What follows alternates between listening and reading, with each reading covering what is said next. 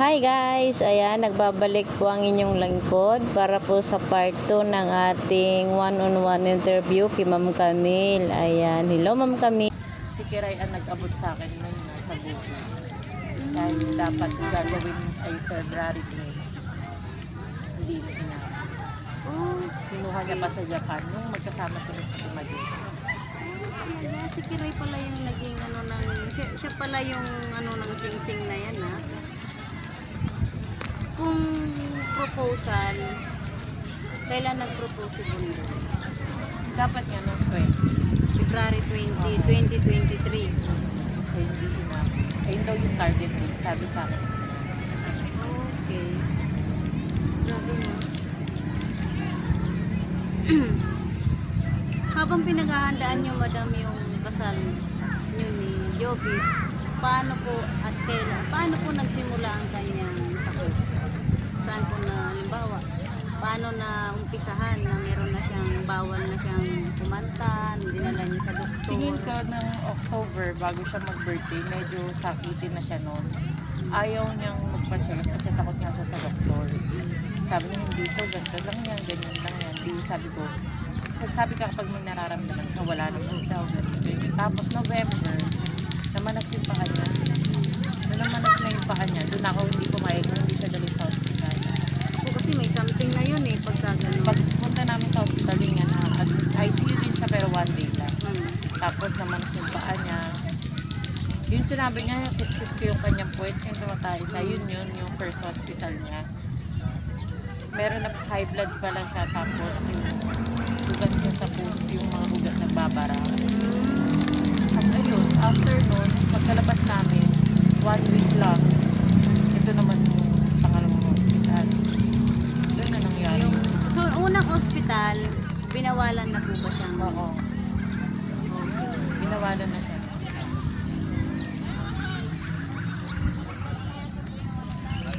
Yung bago siya maimbitahan sa event, alam niyo po ba, pinayagan niyo po ba Kasi siya? nasa Rosario siya nung nasa bahay. Maglalakad-lakad dapat doon kasi doon magandang kasama niya yung bagong driver na kinuha ko. Opo.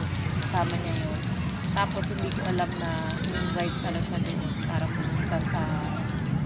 Hindi ko alam nakakanta siya. Tapos nagsabi na siya sa akin nandoon na siya. Okay. Pag sabi niya sa akin na nandoon na siya, sabi ko, hindi ka pwedeng mapagod, hindi ka pwedeng gan. Yung hindi love, 30 minutes lang to, alis pa rin ako. Kasi hindi ko alam na pinakanta siya ng 3 beses. Lahat ng kanta matataas siguro na pwede. Opo. Kaya nung nangyari yun, nung tumuloy yung laway, tatawagan ako ng banda niya, yung singer dun isa. Huwag daw, kasi papagalitan ko siya. So hindi pa ako natawagan ng time na yun. So nasa hospital, nung naisakay na ko sa ambulance, saka lang ako tinawagan kasi baka pag nakitang tinawagan ako, lalong mas stress yung mundo. Pagka ko, saka lang tinawag na andoon nga, nagulat ako, takbo ulit ako So, sa... ibig sabihin po, ang pangyayari, nilihim pa sa inyo. Kasi nga, huwag daw sabihin sa akin, pagagalitan ko siya. Sabi daw ni Joby, huwag daw sabihin sa akin. So, nung dumating po kayo sa ospital, ano na po yung naabutan niyo doon? Ano na siya, sabi niya na yung bibig niya. Tapos pagkita niya sa mukha ko, love, sorry. Ano siya na gano'n, sorry, huwag mo akong pagalitan, sorry love. Ano pa siya na gano'n, kahit na tabingin na yung salita niya. Ganun siya na love. Nagkausap pa po kayo nung Sabi pa niya sa mga nurse, this is my wife, sabi Miguel, tanda, alam pa niya lahat ng niya. Tapos sabi pa niya, love, paglabas ko dito, I see you.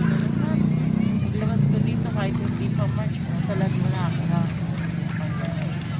So, may mga promise pa po bago siya maoperahan. Ayun ang last na sabi niya, bago nilakad yung bed niya papuntang ICU, bago na siya operahan, sabi lang na, sabihin mo, lalaban na. Sabi niya. Ang imbitasyon po ba sa kanya ay alam niyo? So, na-surprise talaga kayo sa Kasi lahat. kung alam ko yun, hindi ko siya papayagan din. At saka hindi siya trabaho. Kasi kung trabaho yun, nandoon din ako. Opo, kasi sa mga event niya ay kasama nga kayo, di ba po? Ayan, so maraming salamat na lang sa iyong magandang tanong. Ngayon, nung matapos po ang ospital, di ba, hindi na nailabas talagang buhay kasi wala na nga, wala nang ano po yung pinakamasakit na ano po yung mga hindi nyo malilimutan na nasa ospital kasi doon. Wala, hindi ko alam kung ano nang nangyari sa akin na parang gusto ko na rin sumunod ng time na yun. Natulala ka na. Wala nakakausap sa akin, wala nga lahat. At Kasi po ko lang nung- kung paano ko susunod doon. Opo, yung Ganun mga yung interview pumasok kasi sa isip inyo ko. ma'am ay ano may interview sa inyo ang ABS-CBN. Pero kunting-kunti lang, masyadong matipid po yung binigay niyo ano. Parang groging pa ako nun. Grabe. Yung mga, meron po ba si Bundoy mga gamit, mga ginamit na hanggang ngayon ay hindi niyo kayang bitawan? Yung last na suot niya. Nung suot niya sa event, suot niya sa Yung last na suot niya bago sa opera. hospital. Oo. Hindi ko pinalalaban yun. Hindi ko ano. Wala nasa ilalim lang. Talagang mahirapan kang mag-ipon, madam, kasi yung sinuot niya nandun sa kanya. Sana po ay mapagtagumpayan mo. At huwag kayong mag-alala, ang Team Bundoy PGC ay nandito lang. Kung gusto niyo po kaming makausap, andyan lang ang Team Bundoy PGC. Thank you nga sa inyo. Hindi ko nga alam na pupunta kayo eh. Father's Day ni Bundoy. So, marami po ang nagtatanong nito.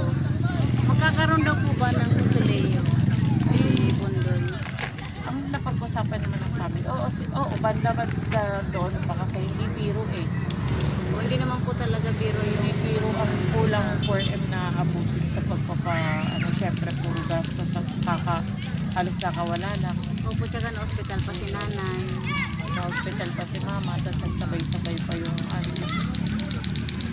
gastos. Hindi ganun biro na ilipat agad-agad sila. Pero ang alam ko nang ililipat naman, kung may buwelo-buwelo lang na paunti.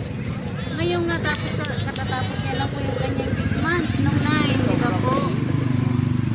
Paano po ba siya, simula po ba nung nawala siya, ay nagpaparamdam siya sa inyo? Sa panaginip lagi, every time umiiyak ako, bago matulog, nakakatulog na lang ako kakaiyak, tapos sa panaginip siya papakita.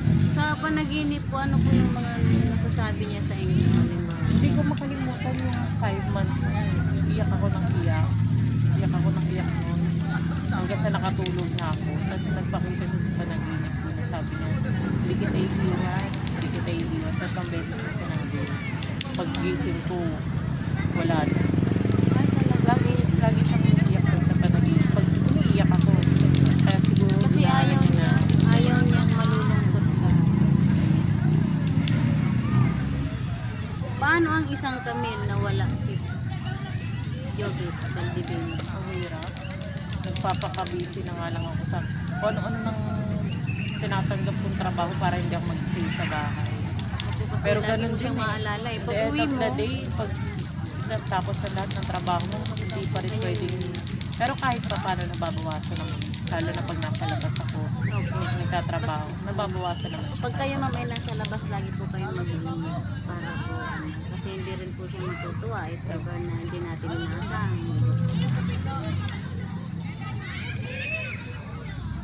Kung may isang kahilingan, Ibalik siya. Ano ba tanong mo? Di ba ba tapos? kung may isang kahilingan, ano ibibigay ang Panginoon, ano ang hihilingin niya? Siyempre, ibalik siya. Kahit mawala lahat. Basta mo, pwede nga lang talaga yung ganun, no? Kung may magic nga lang ang PGC ma'am, ibabalik talaga namin si Bundoy para sa iyo. Kahit wala lahat. Kung nandito si Bundoy ngayon sa harap natin, anong sasabihin mo? Andyan nga siya. Sobra. Alam naman niya yun sa lagi ko sinasabi sa kanya. Ay gabi-gabi. Ano po yung may papayo niyo sa mga kababayan natin tulad nyo na may pinagdadaanan ng kagaya nitong sitwasyon. Hindi ko din alam eh. Kasi ako nga, hindi ko alam ano yan. Ang hirap. Ang hirap magbigay ng payo, no? Pag, Lalo na pag- pinagdadaanan Pag mo. ikaw yung nasa sitwasyon, madaling makinig pero ang hirap magbigay ng payo. Yung anak po ni Jobit, si Bunday, ano po yung may papromise mo sa kanya hanggang paglaki? Andito lang ako lagi para sa kanila. Sabi ko lang mama at papa. Sa kanila kahit anong Mensahe po sa family ni Bunday. ganun din. Andito lang din ako para sa kanila. Hindi ako mawawala. Hindi ka magbabago. Mensahe po sa mga fans ni Bundoy na fans nyo na rin, gaya namin. Thank you. Kahit lagi niyo ako pinapaiyak. Sorry na. Minsan di ko alam kung matutuwa ako or hindi. Sorry na. Pero thank you. Basta- Lalo na sa mga effort niyo. Maraming salamat po. Kung gaano ko yung ka-effort niyo. Saan pa kayo lupalop galing.